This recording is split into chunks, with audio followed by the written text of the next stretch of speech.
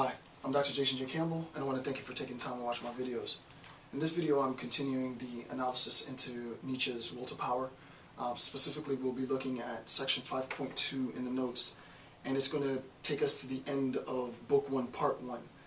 Book 1, Part 1 is comprised from Note 1 until Note 56, and we'll arrive at Note 56 by the end of this segment of the series. Which means that we'll finish the first part of Book 1. After that, we'll continue with Part 2 of Book 1. So again, this is section 5.2, and it spans 2 notes, 54 through 56. So this is Will to Power, and this is section 5.2, and it covers notes 54 through 56. And this is Book 1, Part 1. Right, this is the end of Book 1, Part 1. Okay, so the first thing to recognize in this section, in Note 54, is the relationship between judgments and values of the exhausted. So we talked about in the last series the role of the exhausted in Nietzsche's account of the Will to Power. And we said that the benefactors make contributions to, he said something like they make contributions to value insofar as it's pregnant with future, I think was the quote from Nietzsche. And then he says that the exhausted diminish value. Right? So there was a relationship between those who make contributions to value and those who diminish from value. And he says that the act of diminishing from value is the act of exhaustion. And the individual who's diminishing from value is the exhausted. And that's specifically what we're going to look at in this section of the analysis, right? So this is on judgments and value of the exhausted. We're going to look at the judgments and values of the exhausted. And Nietzsche poses a key question, and this comes out of Note 54, page 34. So if we turn to page 34 in the text, Note 54, he says the following. To what extent the judgments? Let me find it.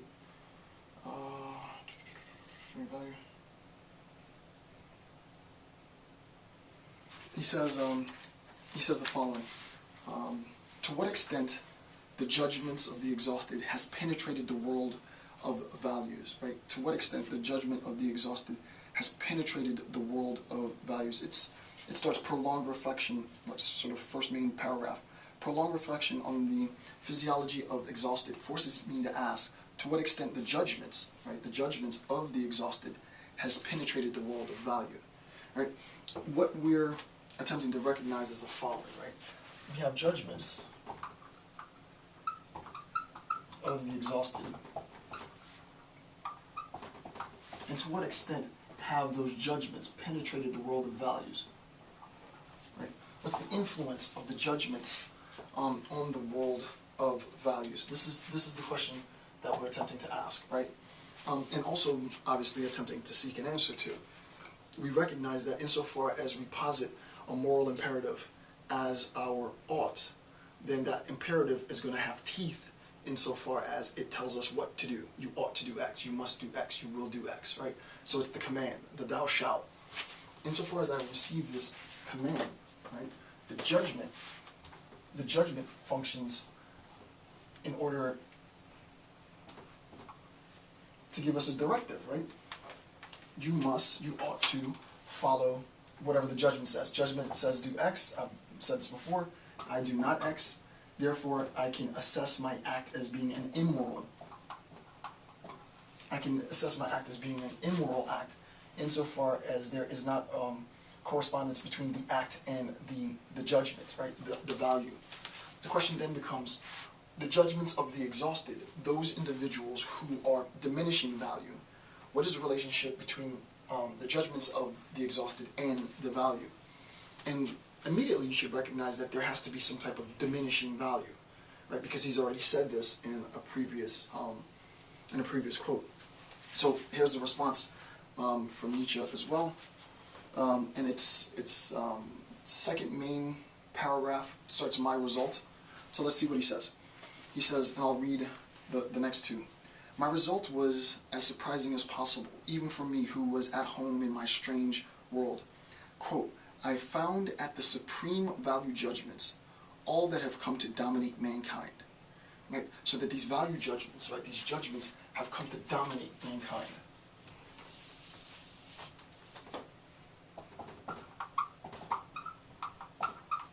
Insofar as we receive a commandment, insofar as we receive a moral imperative, and that imperative is set to control human action, human agency, then these moral imperatives, these judgments dominate human existence. Quote, I found that all the supreme value judgments, all that have come to dominate mankind, at least that part that has become tame, at least the parts of man that have become tame, can be derived from judgments of the exhausted. Right? So that judgments of the exhausted is the source of domination in human beings. And I'm going to do a little sort of hybrid account here so you can see the implications, right? So to read from the notes, which is exactly from the book, and the page again was page 34, it's note 54 in the Kaufman text. Quote, I found that all the supreme value judgments, all that have come to dominate, right, this act of domination, dominate mankind, at least the parts that have become tame, can be derived from, right, can be derived from judgments of the exhausted. So we see that judgments of the exhausted become the, at least at this level, the source of domination of mankind. In a little bit we'll see exactly how this act of domination unfolds between men, but judgments of the exhausted come as a consequence. And just to sort of, and this is in previous notes, we have an individual that I've labeled as a benefactor, and the benefactor makes a contribution, and that contribution is to value. And then from this contribution, there is the process of exhaustion. And the individual who is participating in the act of the exhaustion is known as the exhausted. A judgment of the exhausted, right?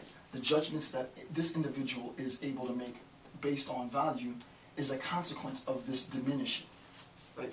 It's a consequence of this diminishing act of value, right? So any judgments that I make is going to be made insofar as I see value as diminishing, right? I'm not contributing, right? I'm not, as Nietzsche says, the value of the world isn't pregnant with future, right? I don't perceive it in that sense. Obviously, then the judgments that I make, if I don't see it in an optimistic, this is sort of a gross generalization, but if I don't see it as optimistic, I see it as pessimistic, and I use this to be technical. And actually, pessimism isn't. That's not general. That's specific, right? Specifically, I see it as pessimistic as a consequence of pessimism, and then I use that judgment to dominate, right? I use that judgment to dominate others with commands, right? You should, you must, you shall, you ought to, and so on. What are some of the implications? And what I'm going to do now is sort of piece together multiple notes in looking at this notion of domination. So the question becomes, what sense can we make of domination? The first point to see is that judgments of the exhausted, and I'm reading directly from here, this is point 1 under implications, judgments of the exhausted are a source of human domination. So we've just seen this, right? Judgments of the exhausted are a source of domination. So number 1, judgments of the are a source of domination. Okay, so first thing, judgments of the exhausted are a source of domination, and the justification of that is note 54. So that's note 54. Okay, so we're talking about domination and a source of domination. Now we're going to look at note 12b. Right? In number 2, we're going to go back to 12b. What does Nietzsche say in note 12b? This is a quote. Quote, since perspectives of utility are designed to maintain and increase human constructs of domination. So we recognize in note 12b that the technical phrase is perspectives of